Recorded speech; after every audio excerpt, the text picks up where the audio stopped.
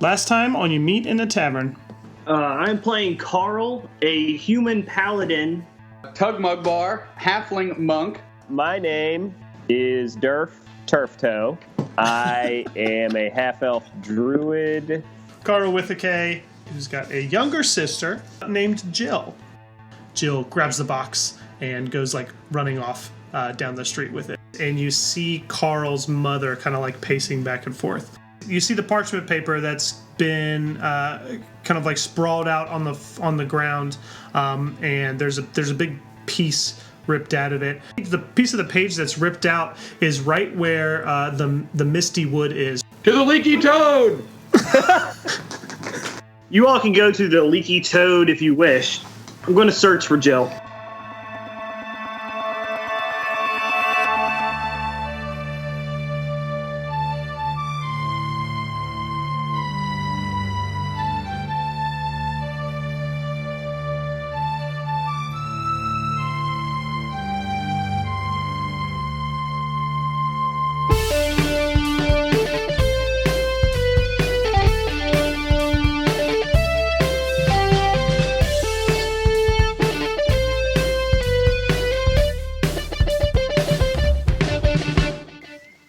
So you guys are going to take the rest of this map, and you're going to head right for the Misty Wood, where you guys remember.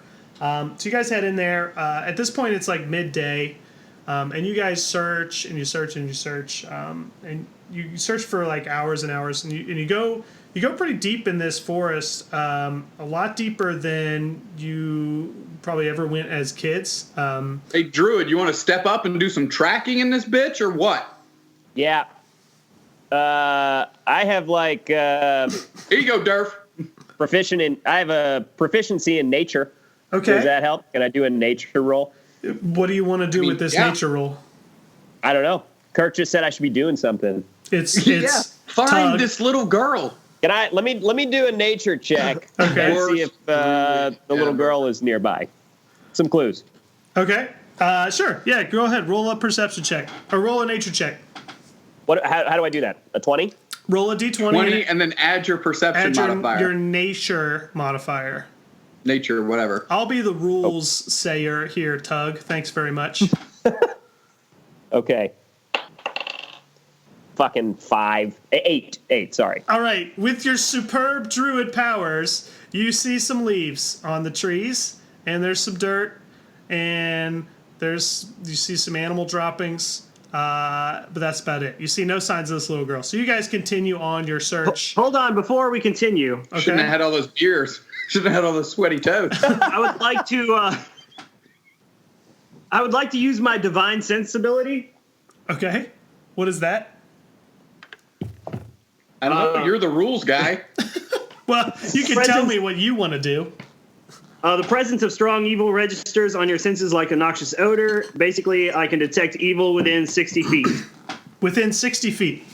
Yeah. Okay.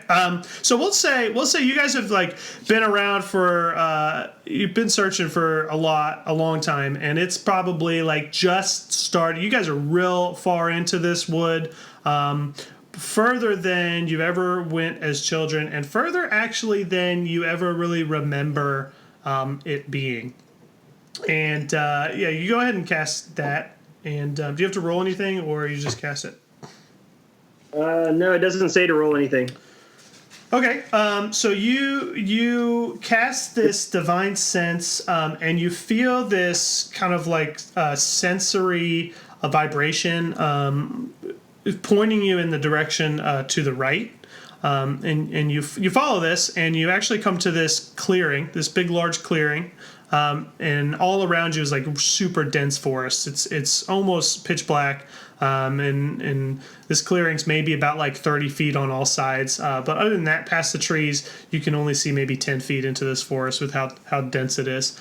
Do I perceive any objects or a place inside of a tree that's either consecrated or desecrated? Nothing like that. When you do sense a little bit of magic coming from this spot at the far end of the clearing, and if you look real close, you actually see an old wizard hat old wizard hat, and you recognize it as the one that Jill likes to wear around and pretend that she can like do magic and stuff. So you recognize this wizard hat, and you sense the magic actually underneath it because you see the piece of this ripped map laying right underneath it. So I assume you guys are gonna like go up there and investigate. I'm gonna rush over to the hat. Are you guys like right behind him? Yeah, I have a quick forest question. Tug has a quick forest question. Okay. Does the forest, like you said, it feels like we've been deeper than we ever remember it actually existing? Like, are we getting the feeling that like the forest keeps materializing in front of us as we keep moving deeper? Does that make sense? I think you guys just you kind of kept to the outskirts of the forest near the town as kids. Didn't go too far deep in there, so I don't think you think that there's any like magic going on. You just kind of realize that, okay, this thing is a lot bigger than we ever thought it was. Gotcha. Kind of thing. Cool. So you guys all three rush up to this wizard hat, and you pull it up, and you see this piece of the map, and there's a big kind of X drawn on it, in right pretty close to where you think you are right now. So you guys are kind of studying this, and all of a sudden you start to hear above you this rattling noise. Can I guess do I'm a gonna look nature straight check up on the rattling noise? What's that, Derf? Can I do a nature check on the rattling noise? You want to just check for nature? Well, I mean, is it a thing in nature? I mean, we're in a forest, and there's something making a rattling noise. I can also just do perception. Yeah, why don't you all do perception checks? Actually, I tell you what, you guys rushed up to this hat to kind of see what's up. Why don't you all make a dexterity saving throw? So you're going to roll a d20, and you're going to add your dexterity saving throw modifier. I got 11. 19. 20. All right, Derf rolls a 19. Tug, 20. a 20, and then Karl. 11. All right, so these three, basically, you guys are kind of standing in a row around this hat, and these three webs come flying at you all. And Tug and Derf actually manage to be able to dodge out of the way. They look up real quick, and they dodge out of the way. Karl, you're really like studying this map, trying to figure out where your little sister is, and you just get hit right in the back with this web, and now you're kind of pinned to the ground. And Derf and Tug, you guys dodge out of the way, and from above you, you see these leaves moving, and down two trees on either side of you, one that's close to Tug and one that's close to Derf, climb these two large spiders. And I'd say they're probably about maybe 15 feet away from you all, either of you. And a third one actually walks out of the depths from the forest on the other side of the clearing, about 30 feet away. That's the one that hit you, Karl, with the web. So why don't we roll initiative? Is that a 20? Yep. 5. Okay. What'd you guys get? Tug got a 7. Tug got a 7. Your dex is high. Yep. Okay. Karl got a 4. Damn, you Wait, guys. do I add dexterity to that roll? No. Well, you add your initiative bonus Which is what? next to your speed. I understand that, but what is it? It's a 0 right now. It's your dex. So It's your you add dex. nothing to your roll. Yeah, But it's if your it's dex. my dex, it should be 3. Yeah, because you I should- changed my 'cause dex you since changed last it. time we played. So you actually rolled an 8. All right. So up first is the spider that attacked. That kind of climbed down the tree next to you, Tug, and he is about 15 feet away. So he's gonna climb. And these things are pretty big. These things are like they're not humongous, but they're like pit bull sized spiders, like the dog, not the rapper. And one actually says, "It's going down. I'm yelling timber." So these are like dog-sized spiders, and one of them is going to attack you, Tug, and it's going to just strike at you with a bite. So it's going to roll, and you get to tell me if what's your AC, by the way? 17. Damn, that's pretty good. So this rolls. He actually rolls a 17 plus a 4, so a 21. So he's going to hit you. Can't wait. And he's going to hit you for. Let's see. Bite. He's going to hit you for 2 damage. I'm down. Not too bad. So he hit you with this. These aren't like giant spiders, so they're not like poisonous. They're just pretty nasty. So he's going to hit you for 2 damage. And Derf, you're up. Okay. So is my understanding that Karl is ensnared in a web right now?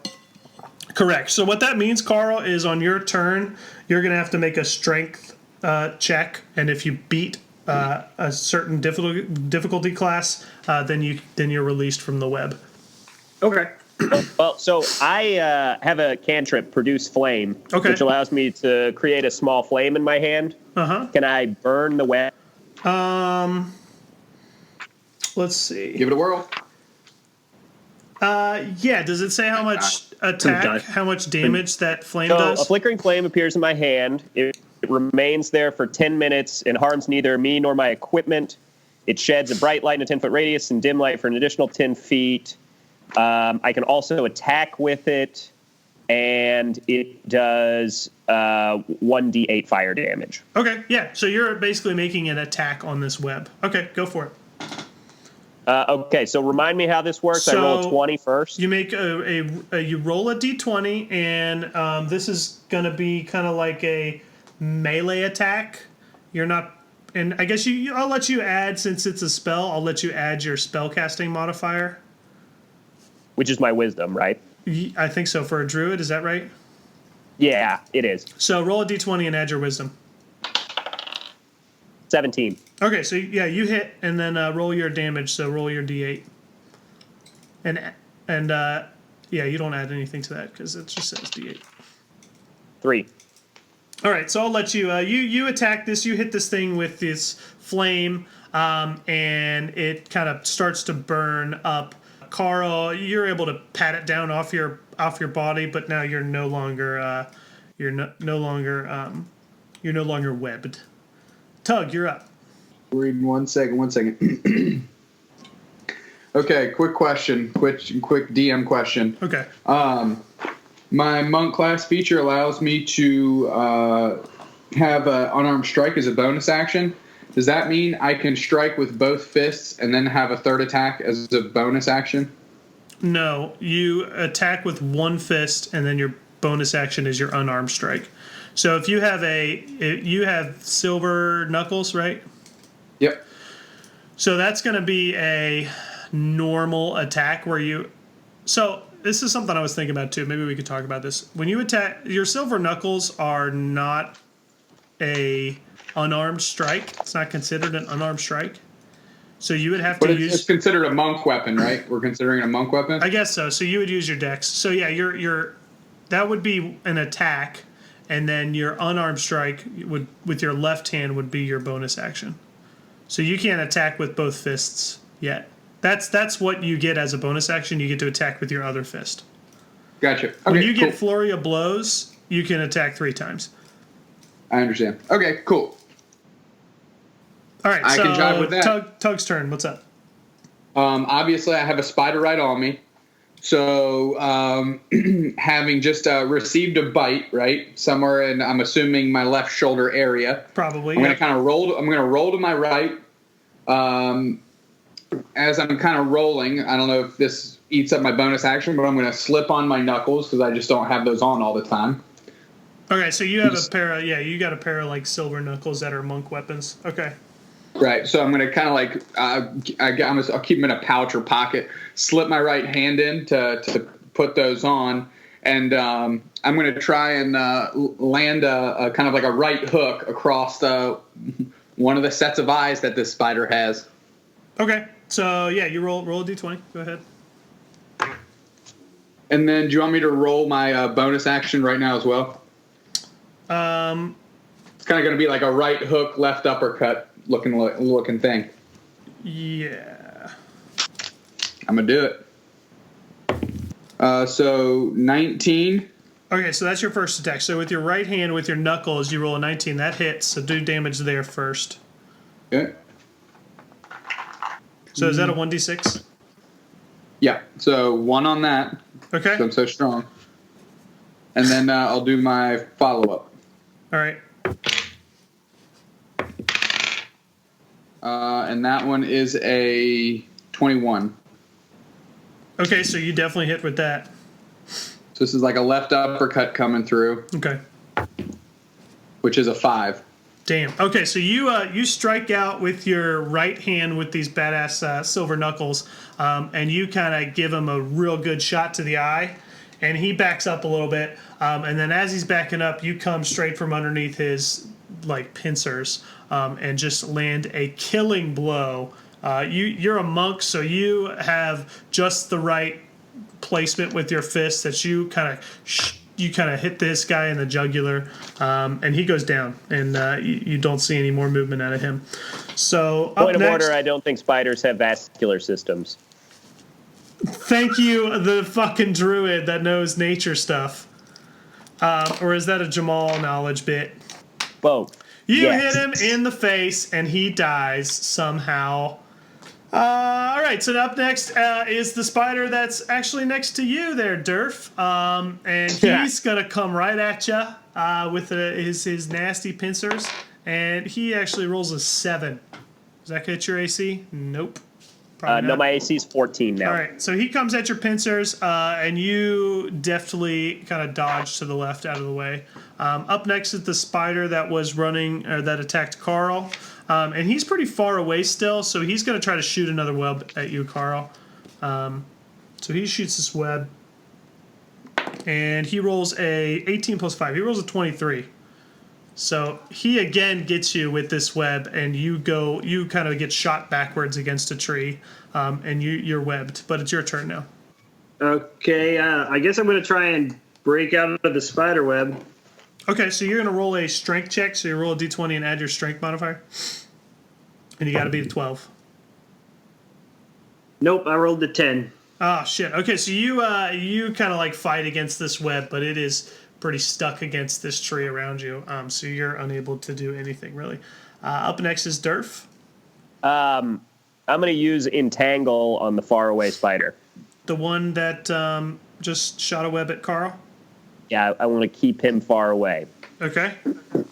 So what does Entangle do? Entangle, creature in the area when I cast this. Well, so what it does is plants turn the ground in the area into difficult terrain. A creature, when I cast a spell, must succeed on a strength saving throw, or it will be restrained by the entangling plants until the spell ends, which is in 1 minute. Okay, so I got to roll a strength saving throw and beat. So when a saving throw against you is your is 8 plus your spellcasting ability plus your proficiency bonus, I believe. Proficiency in strength? No, just a +2. Your proficiency is always +2 until you level up. So I see. Well, 8. okay, so my wisdom is +3. All So right, my so spellcasting is +3. So what is? So it's 13. 13. So I got to beat a 13. All right. Spider rolls a 2. Actually, strength is -4, so a -2. So Okay. These kind of vines come from the ground and strap against this spider and pull him to the ground. And the spider is kind of like writhing its legs back and forth, but it cannot be moved. And by the way, in the future, on its turn, it can make additional strength checks To try to break free, right? to try to break free. Okay, but it's still got to beat your saving throw? Correct. Okay. All right, Tug, you're up. Well, against my spell save DC. Yeah, is what that's it right. says. That's what it is. That's Okay. what that is. Tug's up. So we've got a spider that's been bound to the ground. Is that correct? Yeah, so you basically just took care of a spider in front of you. Behind you is Derf, and in front of him is a spider. Karl is kind of to your right, up against the tree, webbed, and then the entangled spider is on the other side of the clearing. So you're about 10 feet away from the spider near Derf. Yeah, I'll go help Derf out since we've got some breathing room on the far spider. Okay. So I'm gonna kind of run across, and just kind of try and lay in a couple haymakers on this thing. Okay. Just right hook, left hook, see what we can get.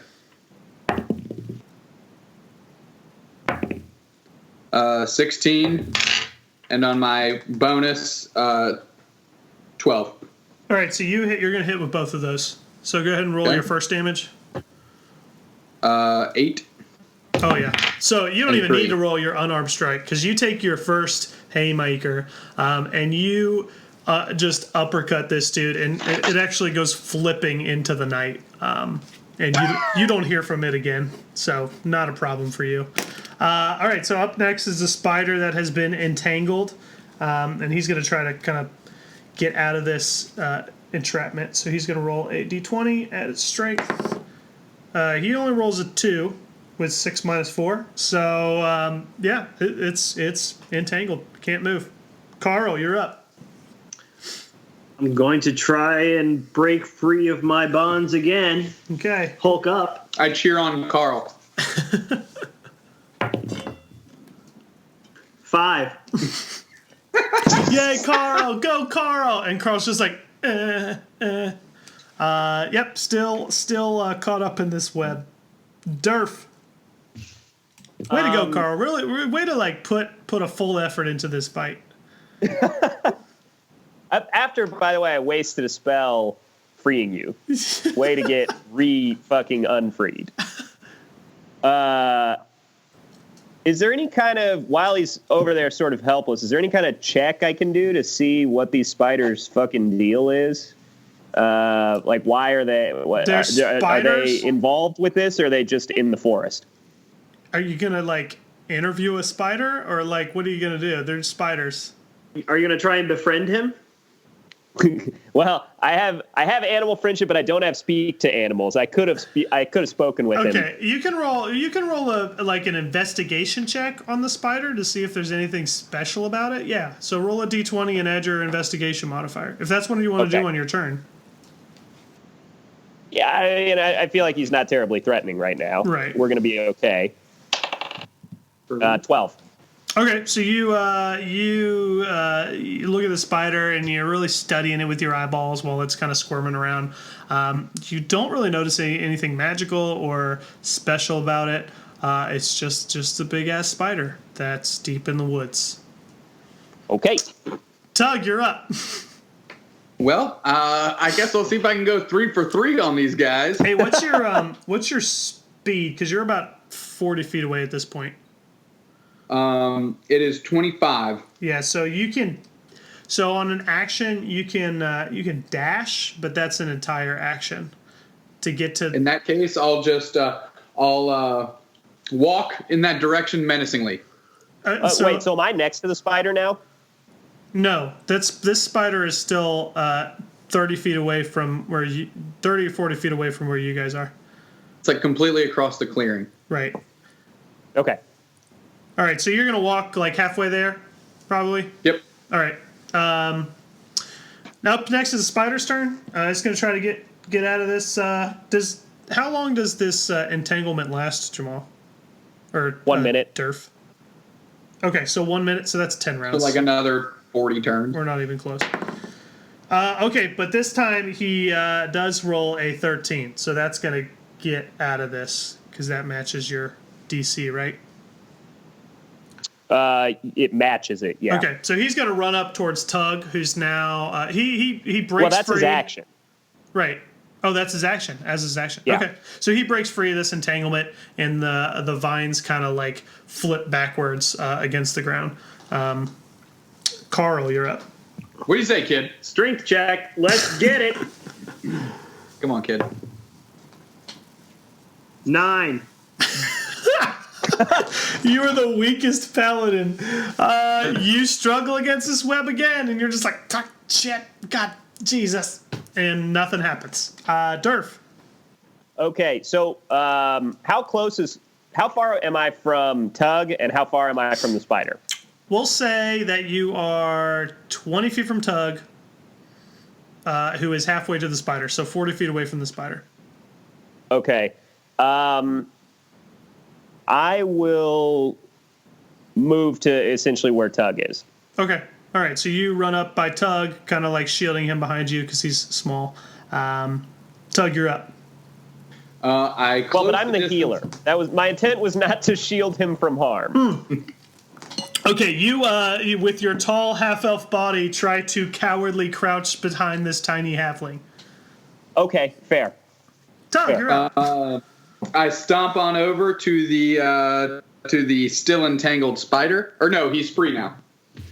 So, and I will just kind of do like an over-the-top like hammer blow with my right hand. Okay. And that is an 11. That misses. You want to make your second one? So you take your right fist and you kind of hammer down, and the spider dodges out of the way, and you kind of hit the ground. Yep. So hopefully the right hand it dodged to my left, its right, and my left fist coming down in a similar fashion, kind of like in a hammering arc, can hopefully pummel it in its head. 23. Yeah, that'll hit. That'll real hit. 6. 6 damage? All right, so your left hand actually takes this guy out. You punch him so hard in his head that his neck snaps. And Karl has successfully killed all 3 spiders. And we are going to have to figure out why you can do so much damage at level 1. But nice work. Because I'm rolling a d6. That's fair. Can we also, I don't know, free Karl? All right, so the spiders are dealt with, and you guys are out of initiative. Karl is still strapped up against this tree. Okay, we'll go free Karl. All right.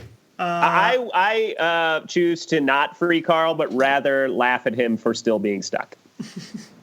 Okay. Tug will also like retcon and realize that on my character sheet, my left-hand strike is only supposed to be a d4. So the spiders jump out to life with 2 health each. Whoa, I friggin' killed that one.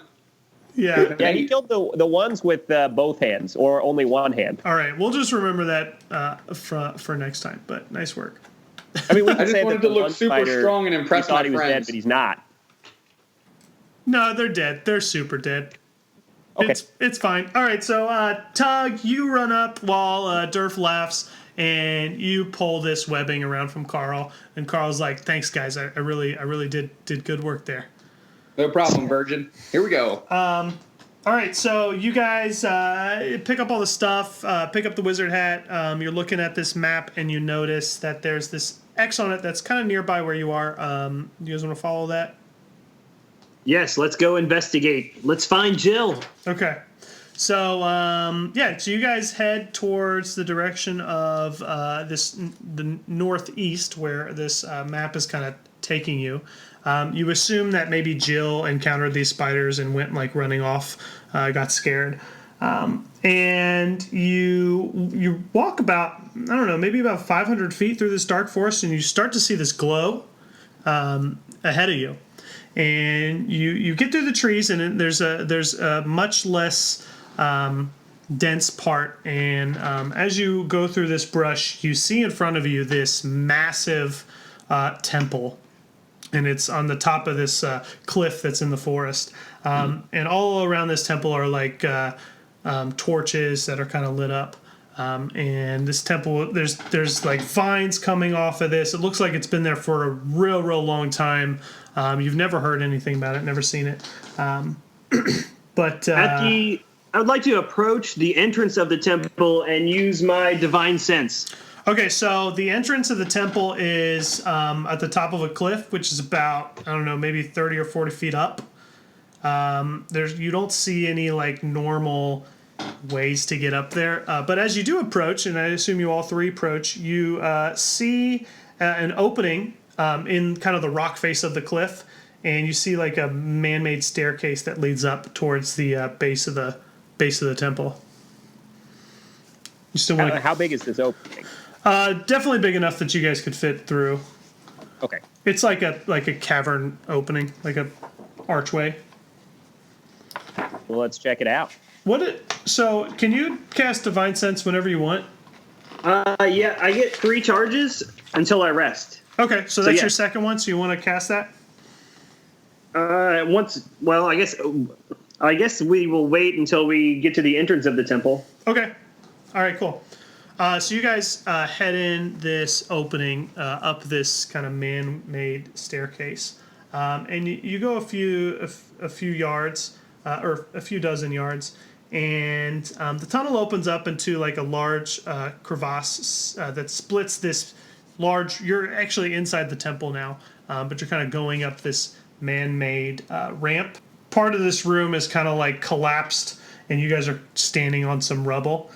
And it's splitting this room above into two sections. You see dirt, rocks, and fallen debris that are forming kind of a natural steep climb to either side of this room. So as you climb up this natural ramp, there's part of the room to your left and part of the room to your right.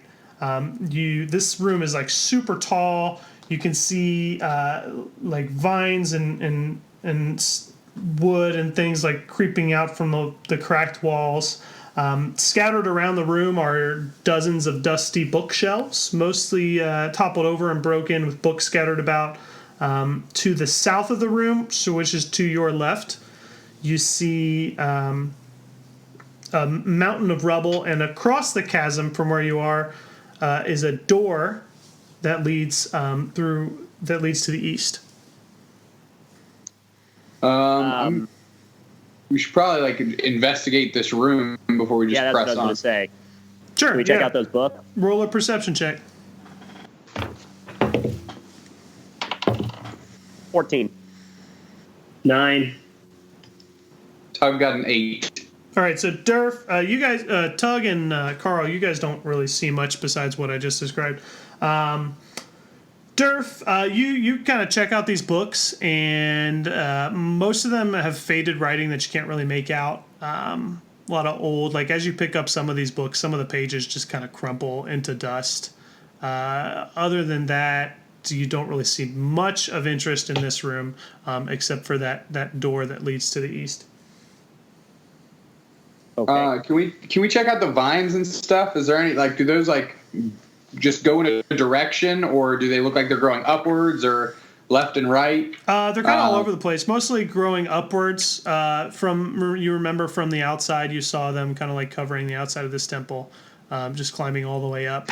It gives you the sense that this temple has obviously been there for a real long time, and just has like overgrown plants that kind of covered this guy up.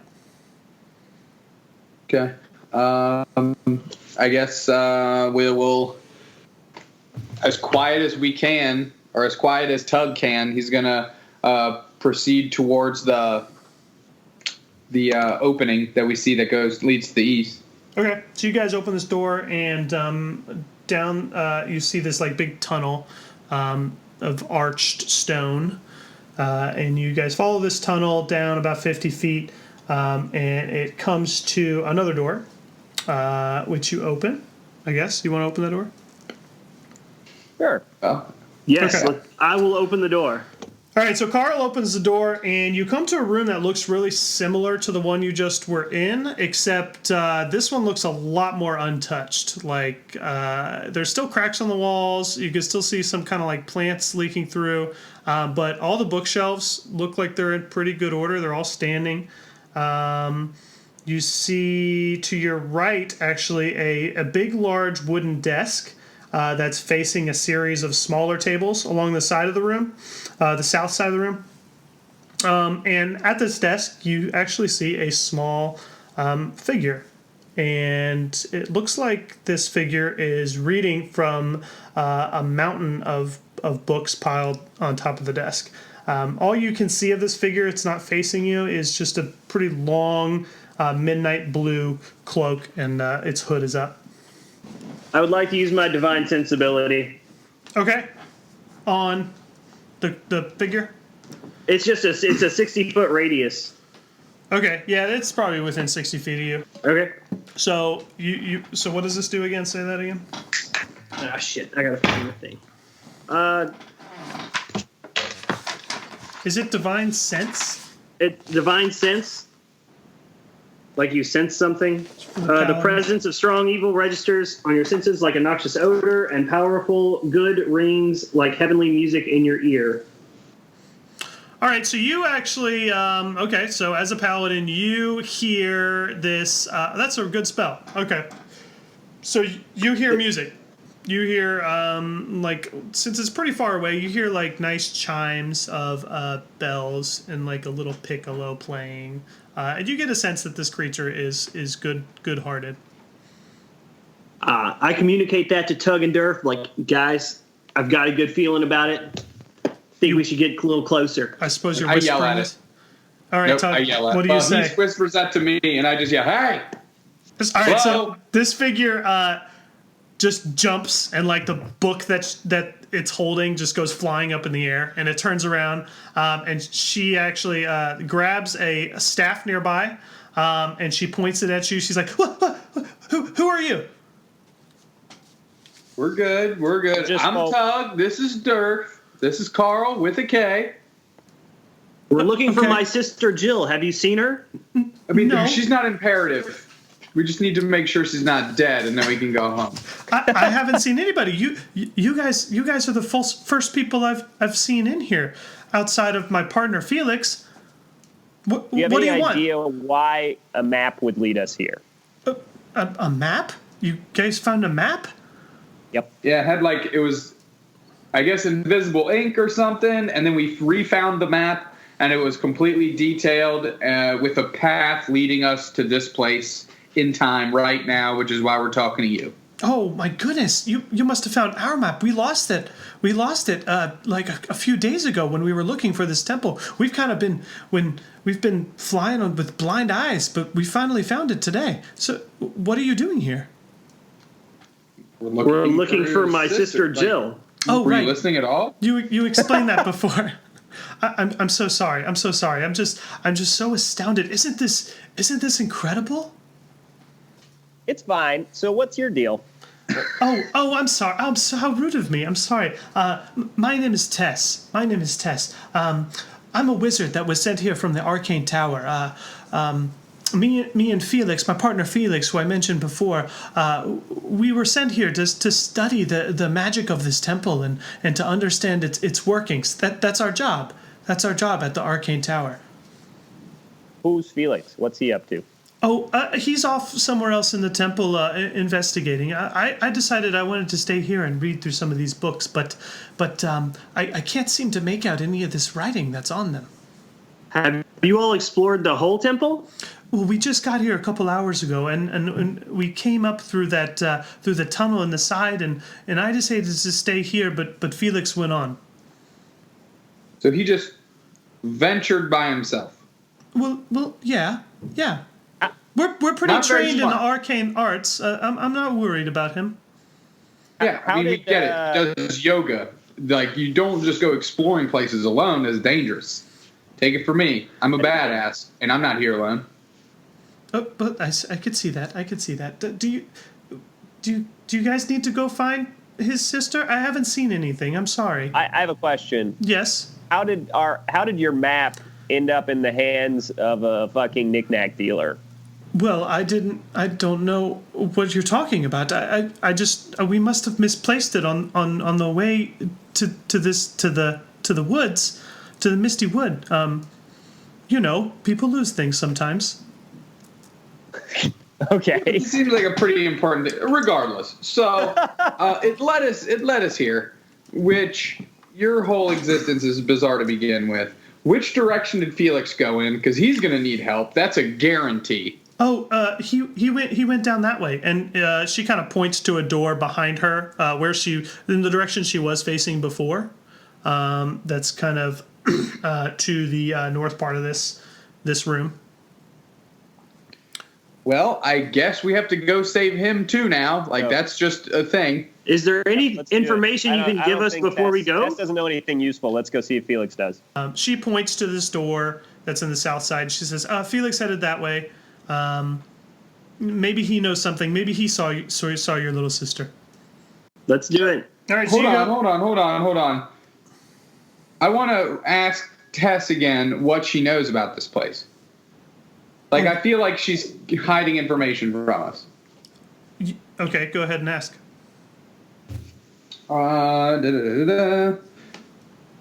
Let's see. Is that well, I guess I can persuade her. What ability modifier do you want me to use? I just want you to ask her. I mean, if you Okay. want to figure out a specific piece of information, I guess you would just make a. Yeah, I don't know. I mean, to find out if she's, I guess maybe a deception check to see if she is lying to you. Like you're trying to see Okay. if she is deceiving you. Okay. Yeah, we'll start with that. Okay. 15. Okay, so you get the sense that she's actually pretty trustworthy, and everything she's told you is pretty clear. She might be a little actually too innocent to tell you all that she's told you already. So, yeah, you don't get the sense that you're gonna get anything really else out of her. She sucks. She doesn't know anything. Let's roll.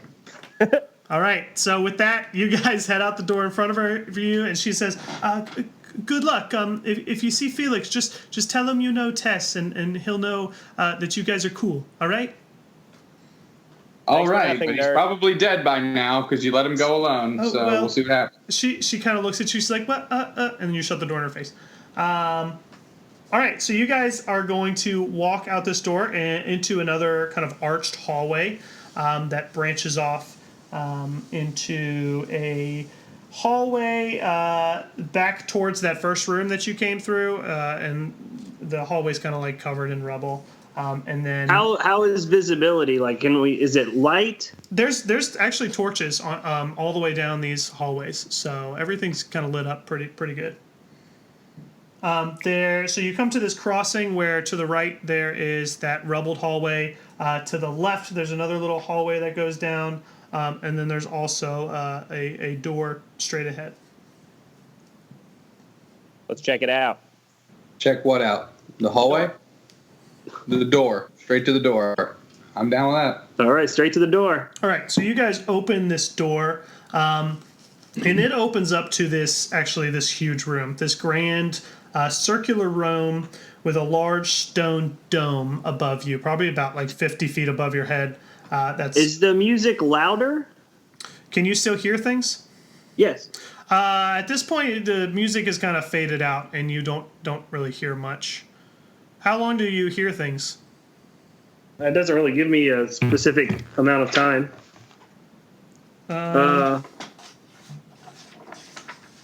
You can probably just use that at your discretion, Joe. Yeah. All right, I'm just gonna say this lasts for like just a couple minutes, maybe, because you just want to see Okay. what's in your immediate area. I'm not gonna say you're gonna be followed by like sounds of good and evil everywhere you go. You know what I mean? Yeah, you're good. All right, so yeah, the spells wore off at this point, and you Oh, just kind of okay. It does say until the end of my next turn. Okay, which is Does that mean it's something I can only use during combat? which is about No. 12 seconds. No, a turn Okay. in combat is 6 seconds, so we'll just say probably lasts about 6 seconds. So it's a real quick, like, one and done, Okay. do I hear anything kind of thing. All right, so you guys go into this big circular room. 50 feet above you is this big dome that's kind of like partially destroyed in one part. You see heaps of rubble from that part kind of on the ground. The remaining portion of the dome is covered in kind of like indistinguishably faded frescoes, like these old paintings that you can't really make out. You make up a few shapes, but they're divided every few yards by 6 different statues of different sized hooded figures that are kind of peering ominously at the center of the floor. There is a 7th statue, but it kind of crumbled and it's in pieces in the rubble that is part of the dome. And through the broken opening of this dome, you can see beams from the moon that are kind of peering through. At this point, it's pretty dark outside, so they're coming through this dome, and they draw your eyes to this large round pool of crystal clear water that's in the center of this room. That's probably about 100 feet in diameter, so it's pretty large. Very large area. You see across the way from this a long arched hallway that leads into kind of darkness. There's no torches in this hallway. You just kind of see it take a bend around, and you can't really see through this. Well, before we start going down any hallways or anything, let's investigate this main part of the room. Yeah. I want to go around Tug goes around the perimeter, like slowly. Okay. Yeah, go ahead and roll a perception check, Tug. 20. Sweet. A natural 20? No. Okay, but still enough to see. You actually can, as you go around this room closer to this other hallway, you peer down it real quick to your right, and you see a small wooden sword kind of laying on the ground a few feet in the direction of this hallway. I would like to investigate the statues to see if there's any markings or writings or... Okay, make an investigation check. It's a natural 20, right? Yes, it is. 20. Natural 20. Nice. Okay, so you don't see any markings like words or any kind of symbols that would make out like a phrase or anything, but you do actually notice that all of these statues have their arms outstretched, kind of like they're like both their arms out and their palms straight up, except all of their right palms are closed. So their left palms are kind of like palm face up, and their right ones are closed, almost as if they're grasping an object. Can I do like a religion check Sure. on whether that is religiously significant in any way? Yeah. Roll a d20 and add your religion modifier. 16. All right, Derf, you recognize these hooded figures as priests. You kind of recognize this from Woodhaven and kind of the healing spells that you've kind of learned. You kind of learned about being righteous and good and doing good. So you understand that the garb that these guys are wearing looks like priest garb. Okay. And more so than that, you actually recognize they're all wearing these kind of like these belts with a symbol of the sun, and you recognize that as the god Polor. They're all priests of Polor, the god of the sun and light. Okay. Well, should we go check out the sword? I want to investigate these hands. Okay. Why the right one's closed and the left one's open. All right. So you're making a straight investigation check on the hands. Right. Or to see, maybe not like to see why they're like that, but if they can be opened. Okay. Yeah, I mean, you don't need to make a check for that. These are like solid stone statues, so they're definitely not going to be able to be opened. It's just straight rock. Okay. In that case, I'll leave it be, and I'm good with this room if we want to press onto the sword, which obviously is information that I've told them about, that I saw the sword in the hallway. Okay, yeah. Yeah, you called out to them. You say, hey, check this out. Sword. I think it's Jill's. Yeah, Jill's little wooden sword. I lead the charge because I'm obviously the strongest and coolest. Okay. All right. You guys want to head down this hallway? Yep. Yes. Yep. All right, so you go through this dark hallway, and I think some of you guys have like dark vision, so you can see in dim light. I do. Yeah, you can definitely see. You can see your way. You're not fumbling through the dark, and you get about halfway through this tunnel, and you hear a high-pitched scream that's coming from the other end, and this kind of like dull flash of a purple light emanates from the other end of this tunnel, the end that you're traveling down. So The one that we're traveling towards, yes. Right. Okay. I'm going to yell, "Let's go," or whatever, and I'm going to start running. I'm going to pull out my shield and charge. Okay, so you guys are Charge charging towards the down light. this. Karl, you definitely recognize this scream as Jill's. And you guys charge down this hallway, and you come through this large archway to another gigantic room. This thing is even larger than the room you just came from, maybe like 200 or 300 feet in diameter. Archways that lead up another 200 feet up to this roof that's kind of open to the sky, and you can see the stars coming through.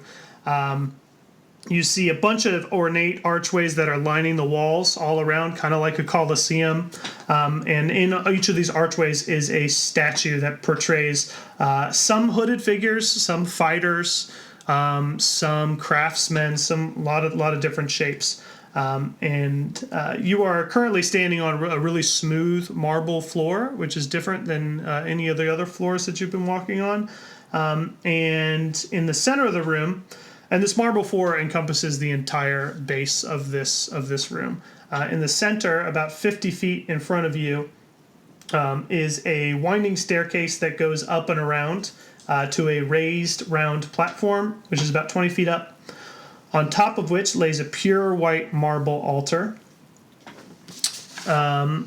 You see Jill immediately, and she's actually floating in the air, and she looks limp. She's floating in the air, and she's surrounded by this purple light, which connects to this trail of energy down to another hooded figure that's standing on this altar, whose staff is kind of outstretched towards her. And he's a statue, or he's a... No, he's a figure. He's a moving. It's almost like you see another. Tess. You see this is a really dark blue robed figure. Oh, but earlier when you said there were statues of robed figures and shit, those were statues. Yeah, right? so all around you in the room are archways like the Colosseum, but in the middle of each archway is like a different shaped statue. Okay. I call out to who I presume is Felix. Okay. Like, hey, Felix, what are you doing? Or what's going on here? Something like that. Try to, like, startle him. Okay, so he turns around. He's still holding he's still holding Jill up by his staff, but he turns around and he lets out this laugh, this evil laugh that's like... How far away is Felix to myself? Well, the platform he's standing on is about 50 feet from where you entered this room, and he's about 20 feet up this round staircase that goes all the way around the platform. I'm going to charge up after him. Okay. Yeah. All three of you? Do that. All three. Okay, so all three of you, just seeing Jill in this way, are just going to charge towards this staircase, and Felix is still kind of laughing at you, and he's going, ha, ha, ha, ha, ha, ha. And he points his right hand, his hand that's not holding this staff, and he fires this bolt of purple energy that splits into three pieces, and as it approaches you, it almost goes through your body, and you feel this extreme pain in your body, and you're actually pushed backwards and slam against these walls that are near where you entered in, and you black out. And for a second, I cannot be put to sleep by magic. you're not. I guess I was put knocked to out, sleep. so it's You're different. knocked out. That would be very bad for the plot if you couldn't be. But so you black out, and in this blackout, all three of you see a vision, and you see all you see right now is this dark green fog, kind of covering your entire space.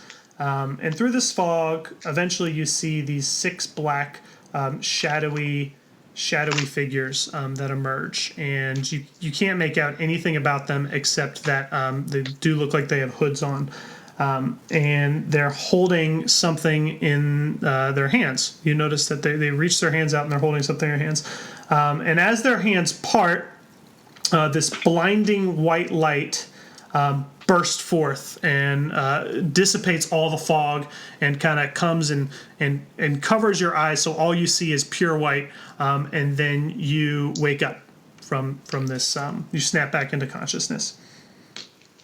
And you said there were how many of those guys? 6. Okay. So you snap back into consciousness.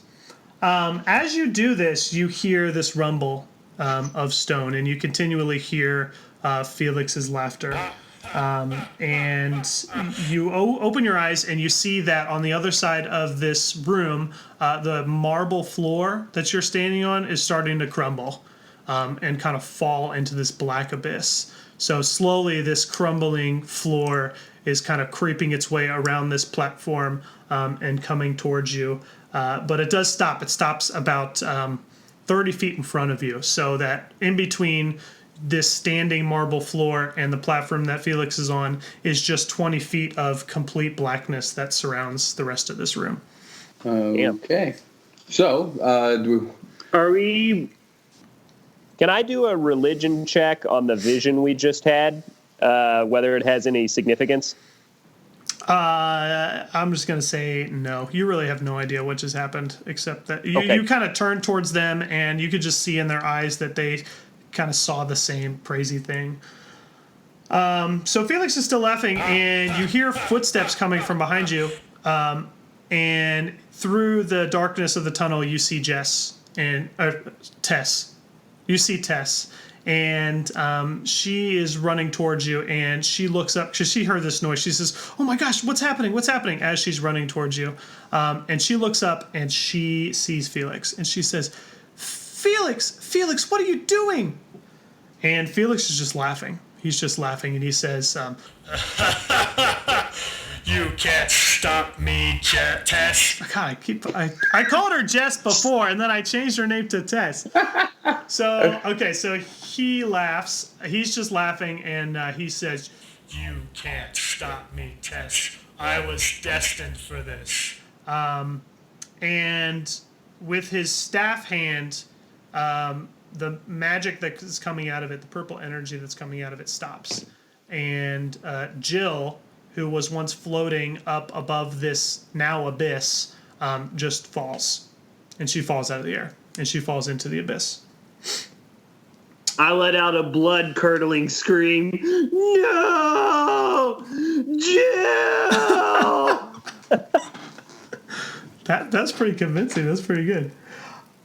I'm going to say something classy like, "Fuck this guy," and I'm going to throw a dagger at him. You're going to throw a dagger at him? All right, go ahead. Hey, somebody's got to do something. Make an attack roll. Go ahead. Damn right I will. 20. All right, natural 20? Nope. Okay, so you chuck this dagger at about 50 feet, and he just puts his right hand up and swats this thing out of the way with this purple blast. Just like at ease. Just swats this thing out of the way, and it goes fluttering off and hits the wall to your right. And after this attack, he points his staff at an archway that's next to you guys. And a bolt of purple energy comes out and surrounds this statue of a knight. And this thing lifts up its head real quick and looks at you and starts to come out of this archway, stepping on this marble about 20 feet away from where you stand. And roll initiative. 13. 20. And Tug got 16. 20, Karl? Yes, 20. 16, Tug, and then Derf. Okay. And then, let's see. Tess rolled an 8. What'd you roll, Derf? Jamal, what'd you roll? 13. 13. All right. All right, so Karl, you're actually up first. How far away is this stone behemoth? It's about 20 feet off to your all's right. You see in the distance, Felix just isn't even paying attention to you all anymore. He is turned around and is studying over this altar. What should I do? Well, considering I can't do range stuff and I can't cross this crevasse, I'm going to go punch this stone thing with my fists. That's what I got. I want to slowly move in the direction of the stone giant. Okay. And just kind of have out my warhammer, my shield, and be prepared. I want to see how he moves. Okay. Does he move quickly? So Don't know it, if it that- follows you as you move with his head, and it's moving like a normal knight. Like it's made of stone, but this guy is. It looks like it's pretty quick. It gears up for whatever he thinks you're about to do. So is he how big, how tall is he? He's about 8 feet tall. He's pretty tall dude. Pretty strong. What Is it kind being of aggressive? what kind of like weapon does he have? What is he? He's got a tall, skinny shield that kind of goes from his toes all the way up to his chin, and he's got this long stone long sword that he's holding with his other hand. I'm going to approach him slowly. Am I in range to be able to attack? Yeah, you could run up. You're 20 feet away. Yeah, So. I'm gonna run up and attack. I'm gonna try and aim for his face with my warhammer. Okay, sweet. Roll an attack roll. 13 plus. Where's your weapon at? What is that? It's your proficiency, your D20 plus proficiency plus your strength modifier. Okay, so 18. Okay, yeah, that's gonna hit. And then So go ahead and do damage. It's a D8. So 3 plus 2 plus 8. Okay, sweet. So yeah, you hit this guy in the face, and you take a pretty sizable chunk out of his forehead. So he kind of backs up a little bit, and I'd say about a quarter of his face is now like crumbled into dust on the floor. It definitely didn't like that hit. It's his turn now, and he's going to just come straight back at you, and he's going to try to bash you with his shield that's on the right side of him. And he rolls a 16. Does that hit your AC? My AC is 18. Okay, so as he lifts his shield up, you kind of deftly dodge around it. You don't want to try to take on the brute force of this with your shield, so you kind of dip and dodge out of the way. Tug, you're up. And I'm also within range, right? Because it was 20 feet, you said? Yeah. It seems, 8 foot tall, stone knight, fairly large shield, like you said, toes to chin, right? Yeah, oh yeah. Well, if it's 8 feet tall and I'm a halfling, I probably can't reach its face. So I'm going to try and do some acrobatic shit, and I'm going to come up on him, and I'm going to try and use his shield to kind of scale up to his head area. Okay, I like it. So I can have at least some sort of attack vantage point from here on out. All right, so I'm going to need you to make an acrobatic roll, which is a D20 plus your acrobatics modifier. 15. 15, is that with your acrobatics? Yep. All right, so yeah, you managed to kind of like scamper your way up this shield, so you're just kind of peeking over the top of it.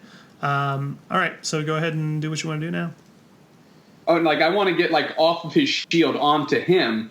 Okay, yeah, I mean you're standing on top of the shield. Because he's got a shield in one hand and a sword in the other, right? Yeah, he wasn't really like, expecting to pull this. me off, he'd have to drop one of those things.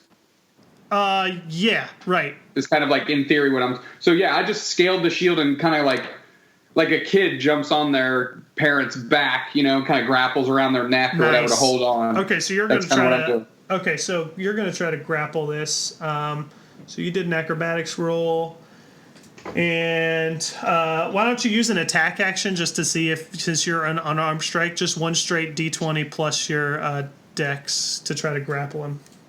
Okay. Well, you got to make a strength since you're grappling. 3. Okay. So you jump off the shield and come at its face. And as you do, as you're kind of leaping towards his face, he comes up with his head, and with the piece of his forehead that he has left, he actually headbutts you, and you fly backwards, back about 5 feet away from him. Just Derf. like I drew it up. Exactly, Derf. I'm going to use Shillelagh, which is my cantrip, which turns my staff into spellcasting instead of strength. Okay. That's cantrip. All right, so you're on your next attack, right? Well, yeah, I mean, it's Yeah. I think it lasts for some amount of time, right? Yeah. Sorry, my internet's kind of screwing up, but I believe it lasts 60 seconds. I'll look it up. 1 minute. Okay. All right. Cool. All right. So up next, so you cast this thing on your staff, and it kind of glows with a light aura, and you're allowed to use your spellcasting next turn. Tess is gonna kind of like push you and tug out of the way as she rushes up to this this knight, and she takes her plain wooden staff with both hands and kind of shoves it like point first. Right into the chest of this thing, and it gets blasted with this force energy and flies backwards and falls over the marble floor into the abyss. And right at that moment that happens, you hear another rumble. This one's about 10 times as loud as you heard before, and you hear this groaning sound. And the next thing that happens very fast. The entire cavern from the depths of this abyss is starting to be covered in this dark green fog. And you hear Felix laugh again, extremely loud, and he says something like, "It is time." And the fog grows thicker and covers almost like a pillar that goes up from this abyss all the way up to the sky through the roof, and you can only barely make out a quick kind of rush of this gray flesh that comes flying up from this cavern, and the fog dissipates, and Felix is gone. And you hear the distant sound of screams. Damn. Which direction are the screams coming in? You can really make out sound from the top of this cavern. So you're not sure, but you assume that you're hearing screams, and the only place you know of that's close enough is your town of Woodhaven. I turned to Tess, like, what the hell was that? What just happened? She says, I don't know. Felix, I don't understand what's going on. I've known Felix my whole life. I can't believe he would do something with this. I don't know what's going on, but I might have an idea who does. Well, you're coming with us because we need you to sort this shit out. Plus, I don't know what that thing you just did on that stone statue, but next time, why don't we lead with that? She says, so we can maybe try to find a solution a little faster. She says, I'm real sorry. My initiative roll was terrible. I just lead the way. Let's get out of here. All right, so she leads you back Karl, towards... sorry your sister died. Karl? So is the fog gone? The fog is dissipated, yeah. Has dissipated, and we are... Can we go? I would like to go up and investigate the altar. Is that possible? It's about 20 feet in front of the marble floor that's crumbled, and it's just you and black abyss. Can we perceive anything in the room? Nothing more than you've seen already.